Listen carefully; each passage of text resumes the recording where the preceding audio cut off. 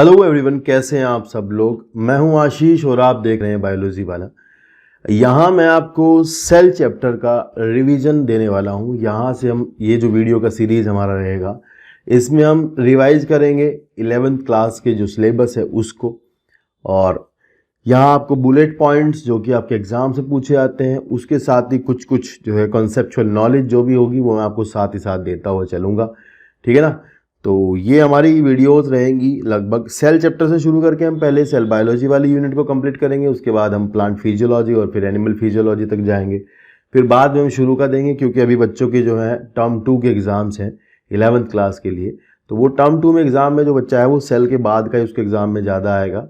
ठीक है ना। और सेल से पहले का नहीं आएगा, तो वो हम बाद में कराएंगे सेल से पहले वाला।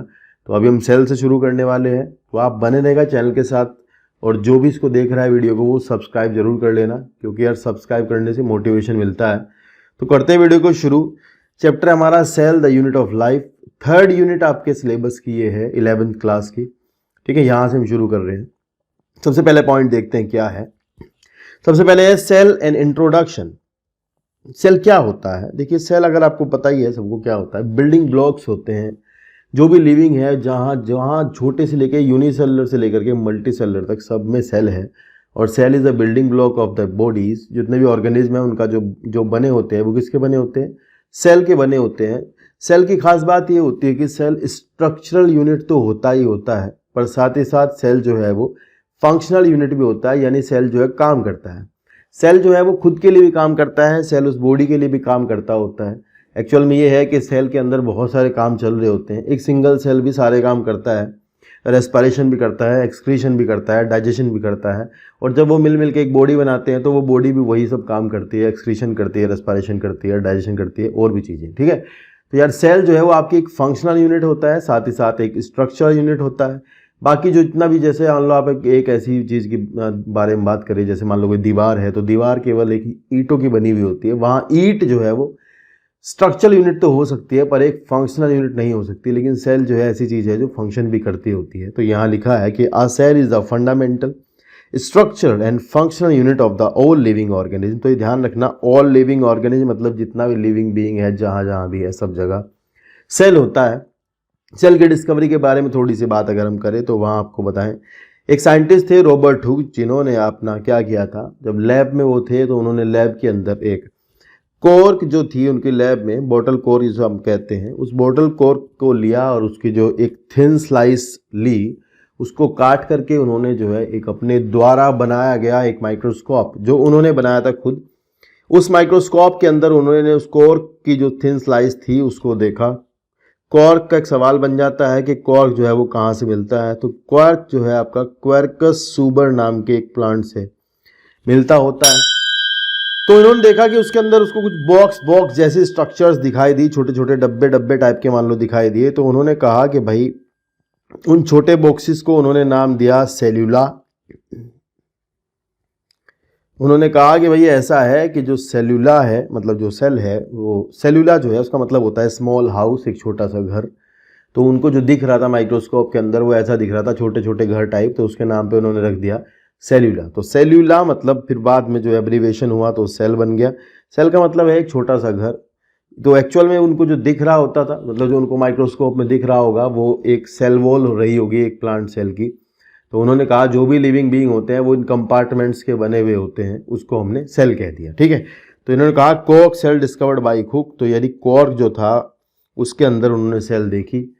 उसके बाद एक बुलेट पॉइंट यहाँ से क्रिएट होता है, आपसे पूछा जाता है कि भाई सबसे पहले लिविंग जो सेल थी उसको किसने देखा था। तो आपको पता होना चाहिए, एंटोनी वॉन ल्यूवेनहॉक नाम के जो साइंटिस्ट थे, उन्होंने सबसे पहले, उन्होंने भी एक काम किया था, माइक्रोस्कोप उन्होंने बनाया था। तो सबसे पहले उन्होंने भी क्या किया, अपने द्वारा बनाए गए माइक्रोस्कोप में उन्होंने भी क्या किया, लिविंग सेल को देखा है। तो पॉन्ड वाटर को उन्होंने देखा था, उसमें उन्हें लिविंग सेल दिखाई दी।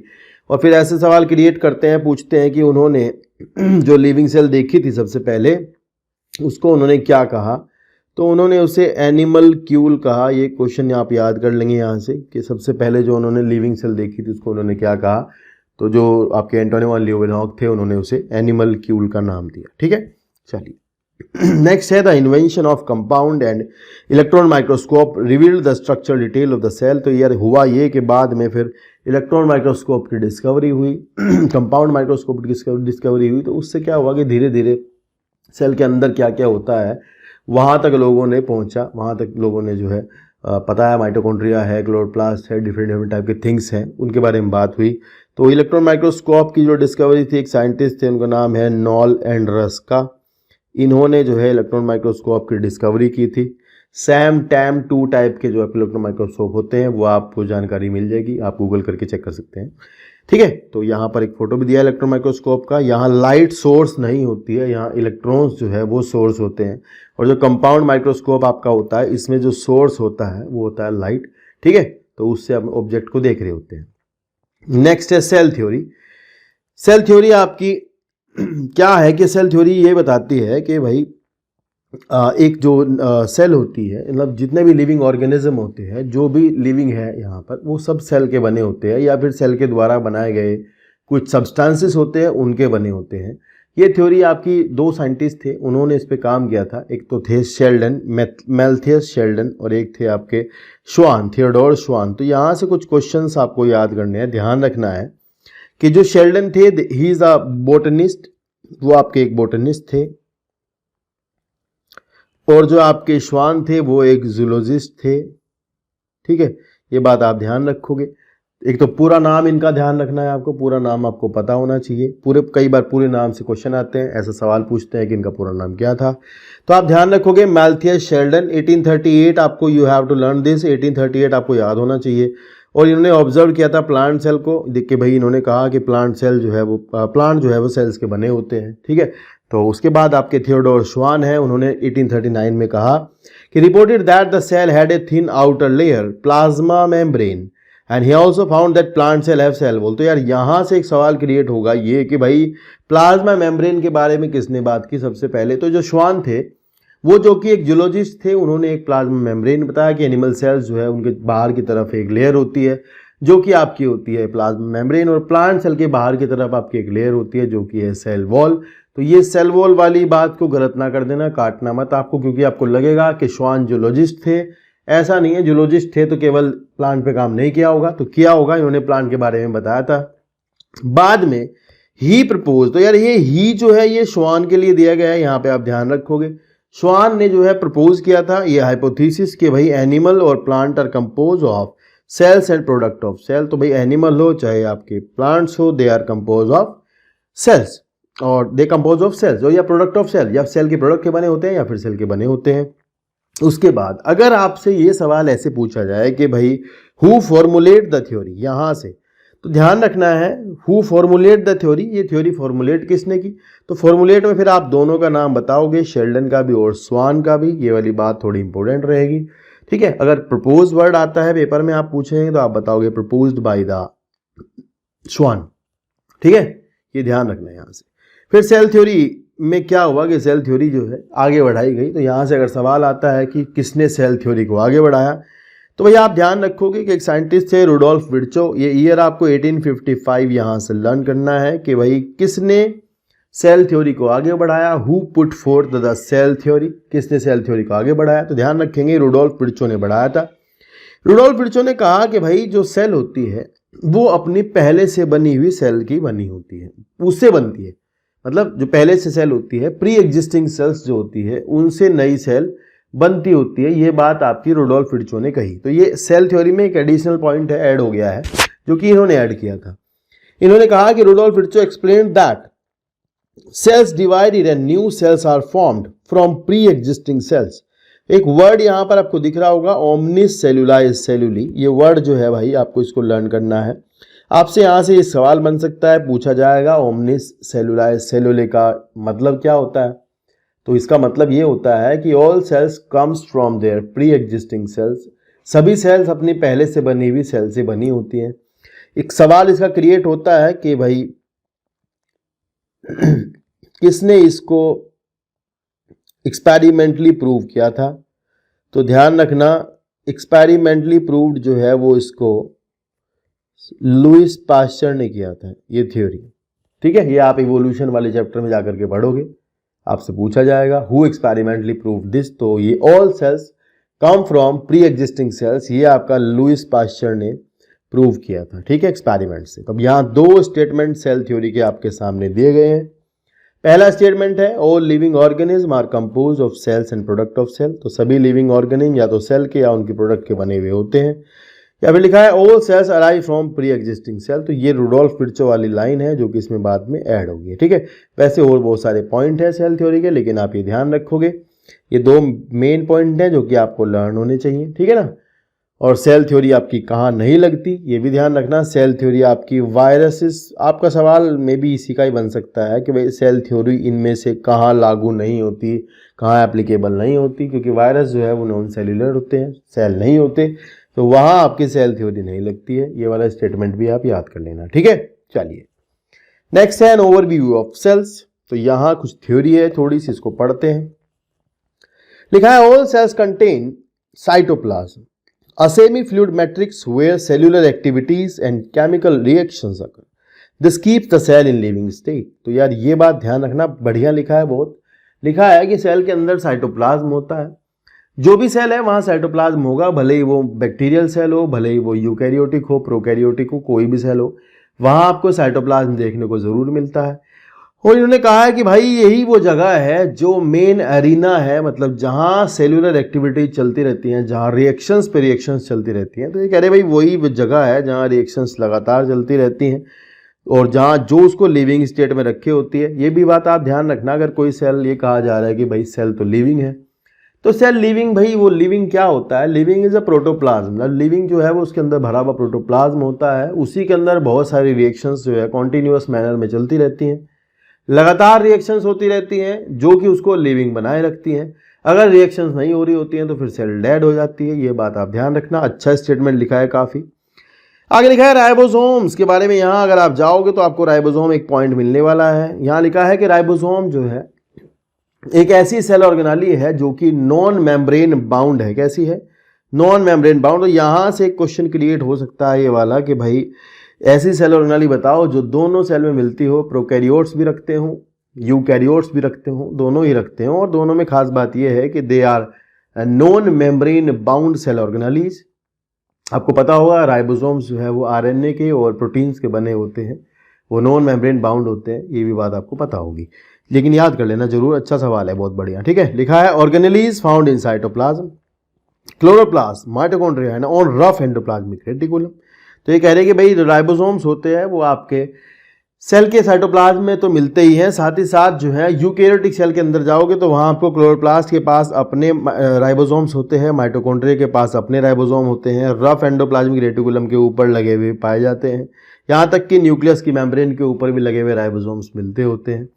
यूकैरियोटिक सेल्स में दो टाइप के राइबोसोम होते हैं, वो हम आगे चल के पढ़ेंगे, 80S 70S। तो यहाँ बस स्टेटमेंट था, ये एनसीईआरटी का स्टेटमेंट है।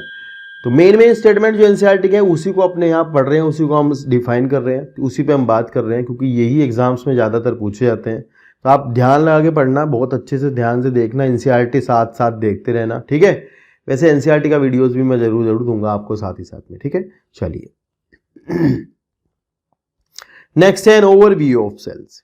अब यहाँ से कुछ पॉइंट है जो एनसीईआरटी में दिए गए थे जो कि लर्न करने होते हैं, यहाँ से आपको याद रखना है। शुरुआत में जो है साइज ऑफ सेल पर बात होगी, सेल का साइज। तो यार डिफरेंट टाइप की सेल होती हैं, अलग अलग साइज की। यहाँ से आपको स्मॉलेस्ट सेल का क्वेश्चन क्रिएट होगा कि सबसे छोटी सेल कौन सी होती है। ध्यान रखेंगे स्मॉलेस्ट सेल जो है माइकोप्लाज्मा है, जो कि 0.3 माइक्रोमीटर इन लेंथ होता है। ये वैसे 0.1 to 0.3 आपको बुक में मिलेगा लिखा हुआ। ठीक है, ये ध्यान रखना। अच्छा सवाल है, बहुत बढ़िया सवाल है। इसके लिए आपको PPLO एक वर्ड है जो आपको इसके लिए मिल सकता है लिखा हुआ कि भाई सबसे छोटी सेल कौन सी होती है, तो आप बता देना PPLO होती है।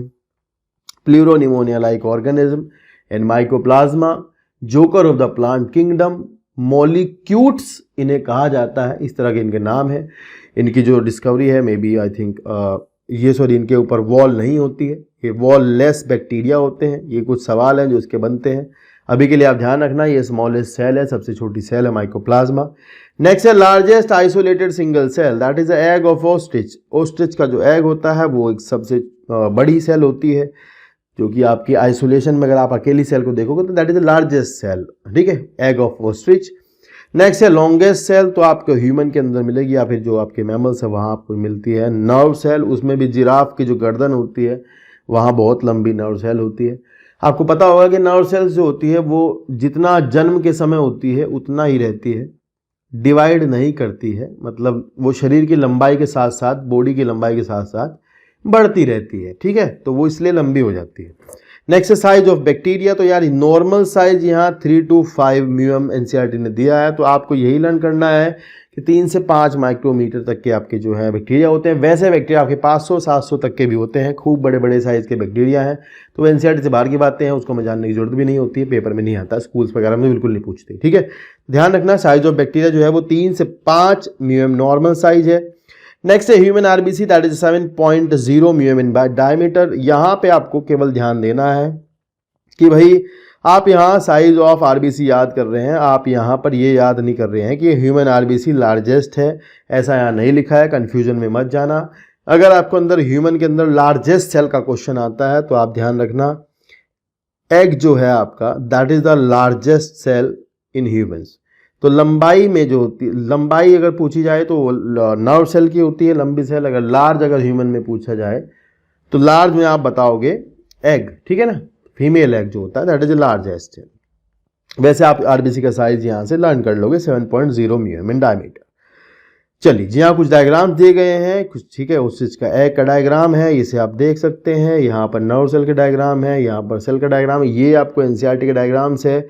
यहाँ से आपको साइज का मेरे ख्याल से देख लेना चाहिए, साइज याद करने चाहिए। यहाँ से टिपिकल यूकैरियोटिक सेल 10 to 20 म्यूएम की होती है, टिपिकल बैक्टीरिया के लिए इन्होंने 1 to 2 म्यूएम लिखा है, पीपीएलओ के लिए यहाँ 0.1 लिखा है, पीछे इन्होंने माइक्रोप्लाज्मा के लिए 0.3 लिखा था, तो वो रेंज है, बस उतना इनका साइज होता है। फिर यहाँ वायरस का साइज है, ये यहाँ से लर्न करना है, दे आर नॉर्मल साइज, तो मतलब ये हर जगह नहीं लगते लेकिन फिर भी नॉर्मल रेंज ऑफ साइज है। You have to learn from here कि वायरस का साइज 0.02 to 0.2 म्यूएम तक हो सकता है, ये वाली बात आप ध्यान रखेंगे।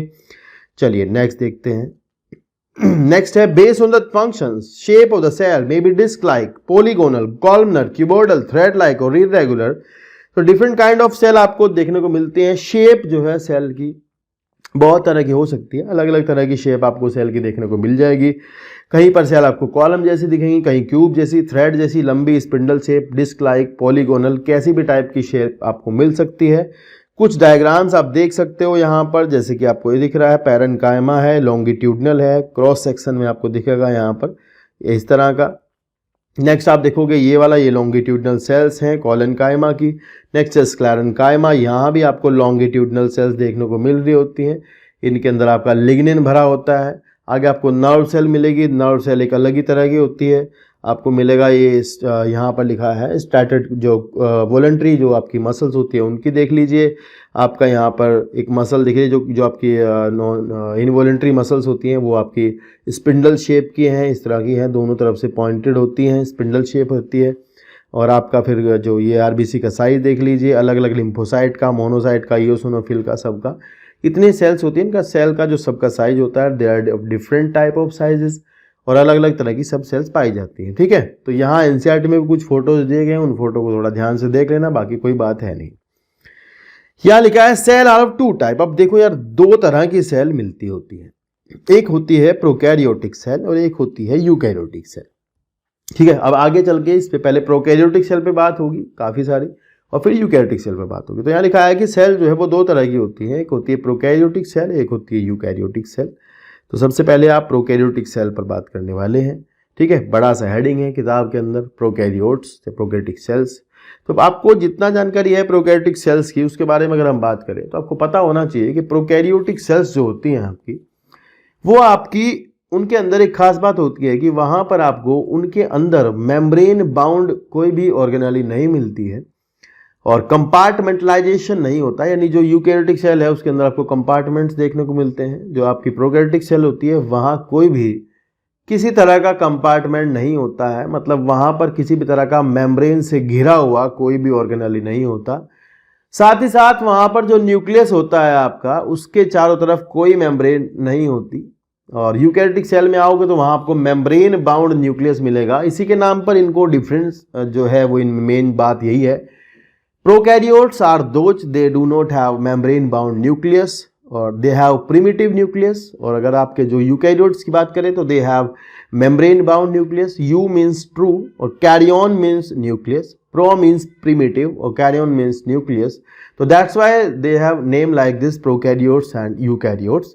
तो मेन डिफरेंस यही है। दूसरा ये है कि जो आपका मेम्ब्रेन बाउंड ऑर्गेनेलीज वगैरह है वो प्रोकैरियोट्स में नहीं मिलते होते हैं। ठीक है, चलिए यहां लिखा है prokaryotic cells they have no membrane bound nucleus and organelle. तो मेन जो पॉइंट है you have to learn from here कि इनके अंदर मेम्ब्रेन बाउंड जो आपका न्यूक्लियस है वो नहीं होता है, साथ ही साथ इनके अंदर मेम्ब्रेन बाउंड ऑर्गेनेलीज नहीं होती। They include bacteria, blue green algae and mycoplasma and PPLO. ठीक है, इनके अंदर ये यहाँ से सवाल क्रिएट हो सकता है, आपको याद कर लेना चाहिए, पूछा जाएगा कि आपको पता होना चाहिए कि प्रोकैरियोट्स कौन कौन होते हैं। तो at least you have to learn कि भाई प्रोकैरियोट्स में bacteria, blue green algae, mycoplasma, PPLO, pleuropneumonia like organism ये होते हैं, ये पता होना चाहिए। And they are generally smaller and multiply more rapidly than the eukaryotic cell. तो यार ये क्या करते हैं, आपके छोटे होते हैं, मतलब यूकैरियोटिक सेल से तो छोटे होंगे ही साइज में, बैक्टीरिया इतने बड़े तो नहीं हो सकते। ठीक है, और इनकी शेप्स अलग अलग होती हैं। तो 4 टाइप की बात है, शेप के बारे में यहाँ पर बात होती है। देखो यार ऐसा है, रोड शेप आपको मिलेंगे जिनको अपने बोलते हैं बेसिलस। फिर ओवल टाइप के होते हैं, इनको बोलते हैं कोकस। एक है आपके यहाँ पर साइनोबैक्टीरिया। यहाँ पर आपके साइनोबैक्टीरिया आपको पता है सेल्स जुड़ जुड़ कर फिलामेंटस फॉर्म्स, अलग अलग तरह की कॉलोनियल फॉर्म बनाती होती हैं। और एक माइकोप्लाज्मा है जो कि स्मॉलेस्ट सेल होता है, आपको पता होना चाहिए। माइकोप्लाज्मा जो है वो आपका वॉल लेस होता है, ये वाला मेन सवाल है इसका, आपको पता होना चाहिए। वॉल लेस बैक्टीरिया माइकोप्लाज्मा है। 4 बेसिक जो शेप है वो आपकी बैक्टीरिया के अंदर जो मिलती है वो आपकी ये होती है, जिनमें आपकी पहली है bacillus, they are rod like. The second one is coccus, that is spherical shape. Vibrio shape, that is a comma shape. Spirillum, spiral shape. तो यार यहाँ से जो है विब्रियो का सवाल एक बन सकता है जो अच्छा सवाल है। कोकस में भी बच्चे जो है पहचान लेते हैं, पर फिर भी कोकस भी पता होना चाहिए। कोकस और bacillus means to say that rod like. Spiral बच्चा जाने जाता है, स्पाइरल मतलब स्पाइरलम। ठीक है, तो बेसिक शेप्स जो है 4 होती हैं, बेसिलस, कोकस, विब्रियो और आपका स्पाइरलम टाइप का। तो 4 टाइप की शेप है, याद रखना है। यहाँ से रोड लाइक बेसिलस होता है, कोकस स्पैरिकल होता है, विब्रियो कोमा शेप, इसका एक एग्जाम्पल भी आपको पता होगा, विब्रियो कोलेरी। हैजा जो होता है आपका, कोलेरा जो होता है उसका बैक्टीरिया है, उसकी शेप ऐसी होती है। 4 बेसिक शेप ये इनकी पाई जाती है। नेक्स्ट है आपका प्रोकैरियोटिक सेल्स के बारे में छोटे छोटे हेडिंग्स है जिनको हम पढ़ेंगे एक एक करके। सबसे पहले आप देखो एक बैक्टीरियल सेल आपको दिख रही होगी, उसमें बाहर की तरफ एक कवरिंग होगी, उसको कहते हैं सेल एनवेलप। उसके बाद आपको मिलेगा मीजोजोम एंड क्रोमेटोफोर्स, इस पर बात होगी। न्यूक्लियोइड, उसका जो प्रिमिटिव न्यूक्लियस होता है उसको न्यूक्लियोइड कहते हैं। नेक्स्ट है फ्लैजिला। फ्लैजिला जो है मूवमेंट में मदद करती है। पिलाई और फिम्बरी अटैचमेंट में मदद करती हैं, जुड़ने में मदद करती है। राइबोसोम्स है, प्रोटीन फॉर्मेशन का काम करते हैं। इंक्लूजिंग बॉडीज हैं, स्टोरेज का काम करती है। तो हम जो है इन सब को अलग अलग करके अभी पढ़ने वाले हैं। सबसे पहले जो है हम सेल एनवेलप पर बात करेंगे। सेल एनवेलप क्या होता है? यहाँ एनवेलप जो बैक्टीरिया में होता है उसमें आपको 3 चीज़ें देखने को मिल जाएंगी। मेम्ब्रेन होगी, मेम्ब्रेन के बाहर सेल वॉल होगी और उसके बाहर होगा ग्लाइकोकैलिक्स, एक और कवरिंग होती है। तो यहाँ पर 3 लेयर का प्रोटेक्टिव जो लेयर्स होती है, प्रोटेक्शन जो है वो 3 लेयर में चलेगा। आपको मिलेगा मेम्ब्रेन, वॉल और उसके बाहर ग्लाइकोकैलिक्स। तो उस पर हम बात करते हैं। सबसे पहले आपको सेल एनवेलप की बात होती है। देखो यार यहाँ एनवेलप में अगर आप देखोगे तो आपको दिखेगा सबसे बाहर की तरफ है ग्लाइकोकैलिक्स, जो कि आपको पता लगेगा आगे चलकर कि 2 तरह का हो सकता है। टफ होगा तो इसको हम कैप्सूल बोलेंगे, थोड़ा ढीला होगा तो उसको हम बोलेंगे स्लाइम लेयर। ये 2 वर्ड आप ध्यान रखोगे, ठीक है। एंटीबायोटिक्स वगैरह होती हैं, बहुत सारी चीज़ें, उनसे ये बचाता होता है, प्रोटेक्शन देता होता है बैक्टीरियल सेल को। उसके अंदर होती है सेल वॉल। तो सेल वॉल जो मेनली बैक्टीरिया की है वो आपकी पेप्टाइडोग्लाइकन की बनी होती है, ऐसा एनसीईआरटी ने नहीं बताया है। पेप्टाइडोग्लाइकन एक शुगर मतलब हेट्रोपॉलीमर्स होता है, जिसमें कि आपका कुछ प्रोटीन्स होती है, मतलब एमिनो एसिड्स होते हैं, साथ ही साथ कार्बोहाइड्रेट होता है। कार्बोहाइड्रेट में अगर आप जाओगे तो आपको एन एसिटाइल ग्लूकोसामीन और एन एसिटाइल म्यूरामिक एसिड का पॉलीमर होता है। ये सवाल क्रिएट हो सकता है यहाँ से, अगर बहुत अच्छा होगा तो एनसीईआरटी से बाहर जाएगा, वैसे दिया नहीं है, ठीक है। लेकिन ध्यान रखना पेप्टाइडोग्लाइकन की बनी होती है सेल वॉल। एक वर्ड और याद कर लेना, म्यूरिन कहते हैं इसको, म्यूरिन की बनी होती है सेल वॉल।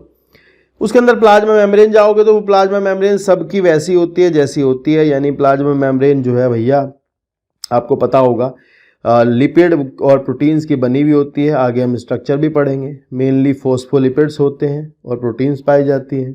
तो 3 लेयर का जो प्रोटेक्शन है वो आपको यहाँ बैक्टीरियल सेल के चारों तरफ देखने को मिलेगा।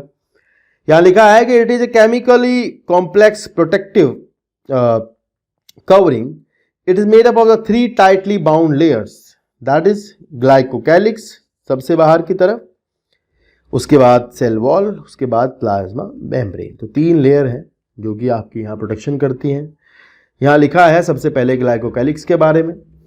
अगर मान लीजिए ग्लाइकोकैलिक्स जो कवरिंग है अगर वो सॉलिड है, अगर वो थोड़ा टफ है तो उसको कैप्सूल कहा जाता है, अगर वो थोड़ा लूज है तो उसको स्लाइम लेयर कहा जाता है, ठीक है। और ये अलग अलग मोटाई में पाया जाता है, अलग अलग बैक्टीरिया के पास अलग अलग इसकी मोटाई होती है, ठीक है। नेक्स्ट है cell wall. Cell wall middle layer है जो कि प्रोकैरियोट्स में मिलता होता है। छोड़ दें किसको, माइकोप्लाज्मा को, वो ध्यान रखोगे। माइकोप्लाज्मा को छोड़कर आपको बाकी जगह ये मिल जाएगा, ठीक है। माइकोप्लाज्मा में नहीं होता है वॉल। ये बैक्टीरिया को शेप देता है, प्रोटेक्शन देता है, स्ट्रक्चरल सपोर्ट देता है, बैक्टीरिया को बर्स्ट होने से, कोलैप्स होने से, फटने से बचाता होता है, ठीक है। क्योंकि अगर मान लो कभी एंडोस्मोसिस वगैरह होगी, बैक्टीरिया सेल के अंदर मतलब पानी भर जाए तो सेल फट जाएगी, तो उसको बचाता है, प्रोटेक्शन देता होता है। नेक्स्ट है प्लाज्मा मेम्ब्रेन। तो प्लाज्मा मेम्ब्रेन के बारे में आप भर भर के आगे पढ़ोगे, अच्छे से स्ट्रक्चर सब कुछ पढ़ोगे। तो यहाँ आप देख लो, यहाँ आपको बताया कि अंदर की लेयर प्लाज्मा मेम्ब्रेन होती है, सेमी परमेबल होती है ये तो, लेकिन ध्यान रखना आपको पता है मेम्ब्रेन जो है वो सिलेक्ट करती है चीज़ों को, किसी चीज़ के लिए परमेबल, इम्परमेबल, सिलेक्टिव परमेबल कैसी भी हो सकती है, वो डिपेंड करता होता है। And this is structurally similar to that of the eukaryote. तो ये जैसा यूकैरियोट की आप आगे चलकर पढ़ोगे, जिस तरह की आपको पढ़ाई जाएगी मेम्ब्रेन, वैसी ही मेम्ब्रेन आपको बैक्टीरियल सेल में भी देखने को मिलती है। कोई अलग मेम्ब्रेन बैक्टीरियल सेल की नहीं होती है, सेम टू सेम होती है स्ट्रक्चर में अगर जाओगे तो। अब यहाँ सेल वॉल को कलर करने के बेस पर, ठीक है, 2 तरह के आपके यहाँ पर बैक्टीरिया हो सकते हैं जिनको आपने स्टेन किया है। स्टेनिंग यानी कलर करने के बाद आपको 2 तरह के बैक्टीरिया मिल सकते हैं। कलर करने का जो प्रोसेस है उसको यहाँ पर एक साइंटिस्ट थे, क्रिश्चियन ग्राम उनका नाम था। क्रिश्चियन ग्राम ने एक विधि, एक टेक्निक बताई थी। इन्होंने कहा कि भैया ऐसा है, अगर हम किसी बैक्टीरिया को क्रिस्टल वॉयलेट, आप इस डाई का नाम याद कर लेना, क्रिस्टल वॉयलेट नाम की डाई से कलर करते हैं अगर मान लीजिए, और बैक्टीरिया जो है वो सब वॉयलेट कलर के हो जाते हैं, पर्पल कलर ले लेते हैं, फिर उनको वॉश करते हैं। वॉश करने के बाद इस प्रोसेस में आयोडीन भी डलती है, प्रोसेस तो हम नहीं जानेंगे यहाँ पर। तो उसमें देखते हैं कि वॉशिंग के बाद फिर बैक्टीरिया को धो देते हैं। धोने के बाद जो कलर रिटेन करते हैं, जिनमें कलर बच जाता है वो आपके ग्राम पॉजिटिव हो जाते हैं, जिनमें कलर नहीं बचता है वो ग्राम निगेटिव हो जाते हैं। जैसे कि मैंने आपको अभी ऊपर बताया था कि भाई बैक्टीरिया की जो सेल वॉल होती है वो आपकी किसकी बनी होती है, पेप्टाइडोग्लाइकन की बनी होती है। तो ध्यान रखना, पेप्टाइडोग्लाइकन की जो सेल होती है, वॉल होती है, ग्राम पॉजिटिव जो बैक्टीरिया होते हैं, जो कलर लेते हैं, जो कलर रिटेन करते हैं, छोड़ते नहीं हैं, उनकी सेल वॉल में आपको लगभग 80% तक पेप्टाइडोग्लाइकन मिल जाएगा। और जो ग्राम निगेटिव है वहाँ 10 से 15% तक आपको पेप्टाइडोग्लाइकन मिल जाता है। वैसे और भी अन्य डिफरेंसेस इनकी सेल वॉल में होते हैं, तो यहाँ ज़्यादा नहीं दिया है। यहाँ से आपको केवल पता होना चाहिए कि भाई 2 तरह के बैक्टीरिया होते हैं, एक ग्राम पॉजिटिव होते हैं, एक ग्राम निगेटिव होते हैं। तो gram positive are those bacteria they have retain the crystal violet colour after washing, and some are gram negative they do not retain the colour, ठीक है, after washing. And we will colour with the safranin also, हम इन्हें बाद में जो है colour होता है हमारा सैफ्रानिन डाई है उससे कलर कर ले, पिंक कलर के हो जाते हैं, ठीक है। तो ये भी हम उससे करते होते हैं। तो ये है सेल वॉल के बारे में। तो यहाँ इतना एनसीईआरटी ने दिया है, यहाँ तक का मतलब बेसिक ही दिया है, ना जानने की जरूरत नहीं होती, बच्चे 11th क्लास के क्या ही करेंगे जान के। तो यहाँ तक का मैं इस वीडियो में रखता हूँ। इसके बाद वाला जो हमारा पार्ट जो शुरू होता है वो मीजोजोम के बारे में शुरू होगा। उसके बाद हम नेक्स्ट वीडियो में प्रोकैरियोटिक सेल को पूरा कवर कर लेंगे और उसके बाद हम यूकैरियोटिक सेल शुरू करेंगे। तो होप सो आपको वीडियो अच्छी लगी होगी। आप अगर नए हैं तो चैनल को सब्सक्राइब कर देना, ठीक है, अपने दोस्तों को शेयर कर देना और बने रहेगा, सपोर्ट कीजिएगा, कमेंट कीजिएगा। कोई रिक्वायरमेंट हो, कोई वीडियो बनवानी हो, किसी टॉपिक पर बनवानी हो तो आप ज़रूर कमेंट करके बताएं, ठीक है। टेक केयर, मिलते हैं नेक्स्ट वीडियो में, बाय बाय।